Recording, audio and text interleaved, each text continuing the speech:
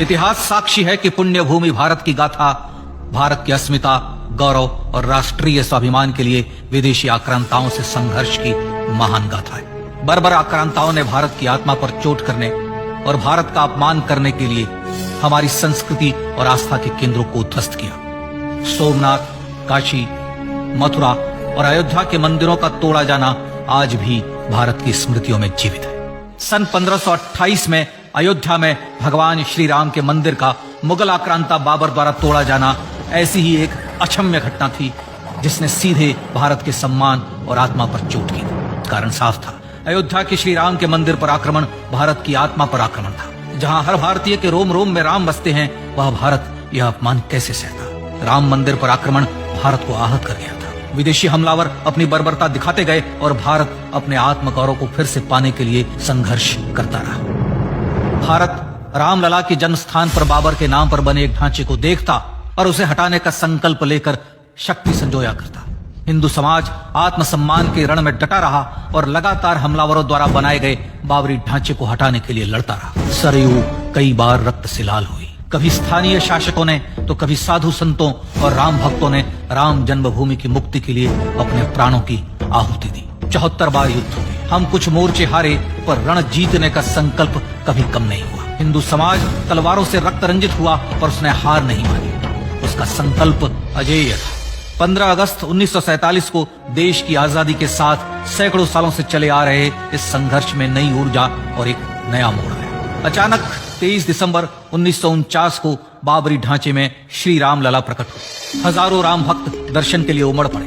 तत्कालीन प्रधानमंत्री पंडित जवाहरलाल नेहरू ने उत्तर प्रदेश सरकार को श्री राम लला को विवादित ढांचे से हटाने का आदेश दिया। उत्तर प्रदेश सरकार ने अयोध्या के कलेक्टर को यह काम दिया और यह निर्देश भी कि जरूरत पड़ने पर वे बल का प्रयोग भी करें। अयोध्या के कलेक्टर ने सरकार को उत्तर दिया कि यह नरसंहार के बिना संभव नहीं है और फिर भी वह ऐसा चाहती है तो किसी दूसरे कलेक्टर से यह काम करवा ले। परिणाम स्वरूप राम लला की मूर्ति वहीं विराजमान रही। विवादित ढांचे को बंद कर दिया गया। केवल पुजारी को सेवा अर्चना के लिए भीतर जाने की अनुमति थी। फिर भी राम भक्त विवादित ढांचे के बाहर से प्रभु श्री राम की आराधना करते रहे। भारत के हिंदू समाज के लिए चुनौतियां और बढ़ गई। मामला अदालत में गया। विपक्षी दलों द्वारा अदालत में भगवान श्री राम के अस्तित्व पर सवाल उठाए गए। उनके अयोध्या में ही जन्म लेने का प्रमाण मांगा गया। भारत का जनमानस अब आहत हो उठा था। आजाद भारत में भी हिंदू समाज को अपनी आस्था और श्रद्धा के लिए संघर्ष करना पड़ रहा था।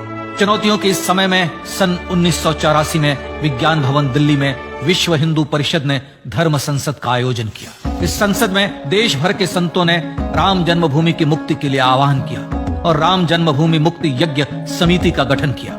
धर्म संसद ने राम जन्मभूमि की मुक्ति और वहां भगवान श्री राम के भव्य मंदिर बनाने के भारत के जनमानस के संकल्प को फिर से दोहराया। विश्व हिंदू परिषद के नेतृत्व में मंदिर निर्माण के लिए पूरे देश में अभूतपूर्व आंदोलन की शुरुआत हुई। श्री राम जन्मस्थली मुक्ति यज्ञ समिति के साथ देश भर में राम जानकी की रथ यात्राएं निकली। राम लीलाओं में राम कथा के माध्यम से भारत का आम जन फिर से जुटा। अब सबके मन में एक ही प्रण था, एक ही लक्ष्य था, अयोध्या में जन्मभूमि पर भगवान श्री राम की भव्य मंदिर का निर्माण। सन 1989 में विश्व हिंदू परिषद द्वारा गांव-गांव से रामशिला पूजन करके अयोध्या भेजी गई। 2,75,000 गांवों से रामशिलाएं अयोध्या पहुंची।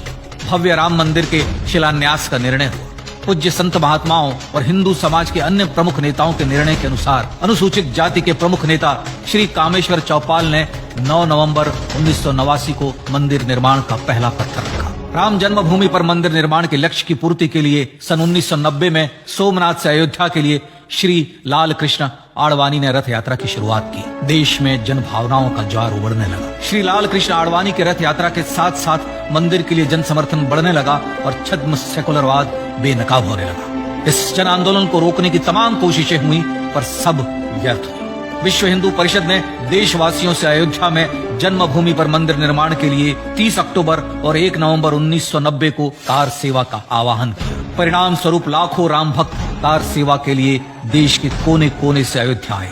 इससे देश की एकात्मता का विराट दर्शन हुआ। कार सेवकों को रोकने के लिए उत्तर प्रदेश के तत्कालीन मुख्यमंत्री श्री मुलायम सिंह यादव ने अयोध्या में परिंदे को भी पर न मारने देने की घोषणा की। स्थितियां गंभीर हो गई। अयोध्या से 100-200 किलोमीटर दूर रेलगाड़ियां रोक दी गई। अयोध्या युद्ध भूमि बना दी गई। मार्ग बंद, रेल बंद, चप्पे चप्पे पर पुलिस। अयोध्या सैनिक छावनी में बदल गई। राम नाम पर ऐसी पाबंदी कि अर्थी ले जा रहे लोगों तक को रोका गया, क्योंकि वे राम नाम सत्य कह रहे थे। लेकिन सैकड़ों किलोमीटर की यात्रा कर कार सेवक अयोध्या पहुंचने लगे। राम के गीत गाते, होठों पर हंसी और पांव में छाले लिए राम काज के लिए राम भक्त देश विदेश से अयोध्या पहुंच गए। कार सेवकों पर गोलियां चली, अनेक कार सेवक शहीद हुए। आजाद भारत में जन्मभूमि पर राम मंदिर के लिए कार सेवकों ने फिर एक बार अपना बलिदान दिया, पर कार सेवकों ने विवादित ढांचे पर भगवा फहरा ही दिया और इस तरह कार सेवा सफल हुई। श्री राम जन्मभूमि आंदोलन ने भारत की सुप्त आत्मा को झकझोर कर जगा दिया। विश्व हिंदू परिषद ने फिर एक बार 6 दिसंबर 1992 को कार सेवा का आह्वान किया। राम भक्तों को कार सेवा करने देने के लिए अदालत में प्रार्थना की गई, पर अदालत ने कोई निर्णय नहीं दिया। परिणाम स्वरूप बौद्ध, जैन, सिख, स्वामीनारायण संप्रदाय, गायत्री परिवार, हर पंथ मत विचार हिंदू एकत्र हो गए। छूत अछूत का भेद मिटा, जाति की पहचान मिटी। हम सब हिंदू, हम सब सिंधु बन गए। राम सिंधु में ज्वार उठा और देखते ही देखते 6 दिसंबर 1992 को श्री राम जन्मभूमि से बाबरी ढांचा सदा के लिए हट गया।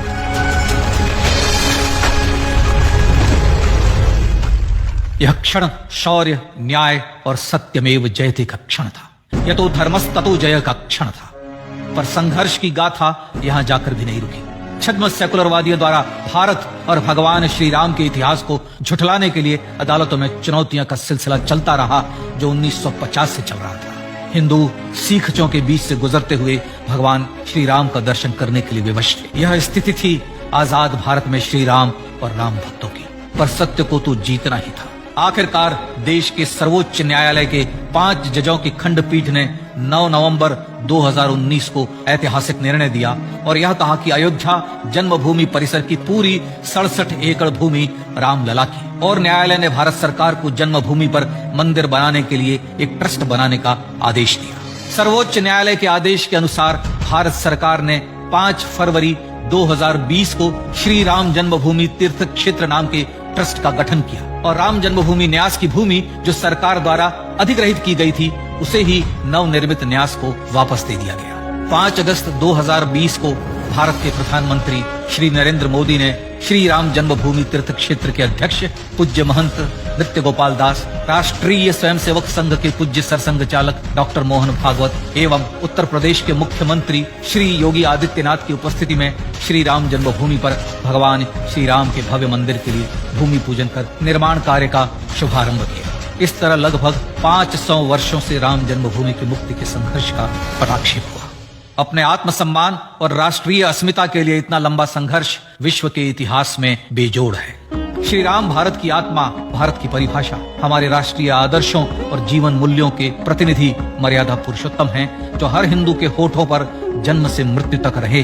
बस यही हर हृदय में प्रार्थना होती है। राम भारतीय राष्ट्रीय स्वाभिमान और आसेतु हिमालय से समुद्र पर्यंत तक जन जन को एकात्मता के बंधन में बांधने वाले रक्षा सूत्र है। अयोध्या स्थित श्री राम जन्मभूमि पर बाबर का हमला वास्तव में भारत के स्वाभिमान और राष्ट्रीयता पर हमला था। प्रधानमंत्री श्री नरेंद्र मोदी द्वारा श्री राम जन्मभूमि पर राम मंदिर का पुनः निर्माण न केवल बाबरी मानसिकता का पराभव है, बल्कि संपन्न, सुखी, सुसंस्कृत, सर्वशक्ति संपन्न स्वराष्ट्र का सूर्योदय भी है। यह उस राम राज्य की दिशा में वह कदम है जिसकी अभिलाषा राज राजेंद्र चोल, कृष्णदेव राय, छत्रपति शिवाजी महाराज से लेकर महात्मा गांधी तक ने की थी। अयोध्या में जन्मभूमि पर भगवान श्री राम का मंदिर न सिर्फ राष्ट्रीय गौरव होगा, बल्कि वह श्री राम के आदर्शों का राष्ट्र मंदिर होगा। अब वह महान संकल्प पूरा होने जा रहा है। आइए इस राम यज्ञ, राष्ट्र यज्ञ में जिन ज्ञात और अज्ञात भारतीयों ने